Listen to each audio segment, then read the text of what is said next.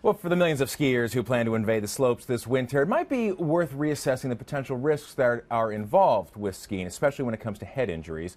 So joining us now to discuss head injuries specifically while skiing or snowboarding and staying safe all around on the slopes is ABC medical contributor and cardiac surgeon at Morristown Medical Center, Dr. Chris Magovern. Dr. Magovern, thanks for being with us today. Great to be here, Dan. Okay, so how prevalent are incidents, skiing accidents, snowboarding accidents in the United States? Well, first of all, I love to ski. It's one of the greatest sports I think you can do by yourself or with your family. And I'm not alone, nor are you. There are 10 million people that snowboard and ski a year. There are your likelihood of being injured on the mountain is about 1 in 500. Your likelihood of having a significant head injury is much less than that. It's about 1 in 5,000. Now, the ways that you can become injured, the most common way to have a head injury is if you fall and hit your head on the snow. Okay. This is the most common injury in beginners. The next most common injury is to actually hit a stationary object while you're moving, be it another skier or be it a tree. This is a much more significant injury. This is what killed Michael Kennedy and Son of Bono years ago. So right. Are we in the midst of an epidemic about head injuries in 2012? Absolutely not. In fact, right. It's a safer sport than swimming and bike riding.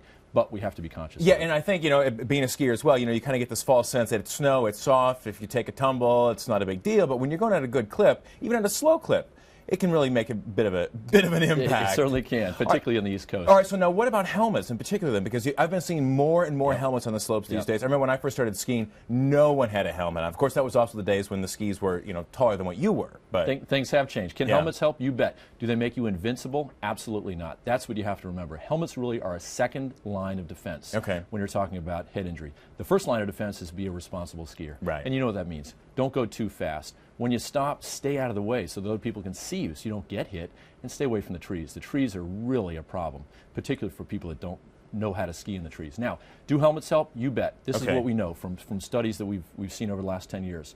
Your likelihood of having a head injury is 20 to 60% less if you wear a head injury. Wow. If you wear a helmet. The other thing we know, Dan, is that wearing a helmet can make the difference between a serious head injury and a mild head injury, and wearing a helmet can make the difference between a mild head injury and not having an injury at all. So it makes sense. And you're right, more people are wearing them. Now 60% of skiers are wearing helmets. Yeah, which is very good to see out there. Now this is obviously this is not a bike helmet, which a lot of people think that it might be interchangeable, but this is not. How do you go about fitting them for the proper helmet? Yeah, it's, most shops will help you. The first thing, of course, is don't wear a lacrosse helmet, don't wear a hockey helmet or bike helmet. They're not designed for that. Right. You want it to fit snugly. You don't want it to be too tight.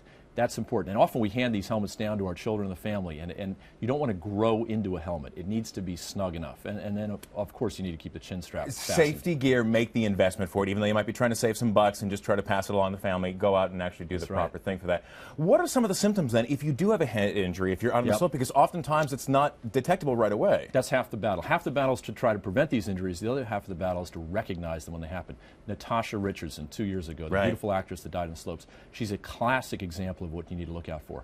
Here's a beginner skier on a beginner slope, fell, hit her head, felt okay, went inside, had a small headache. It got worse. She ignored it.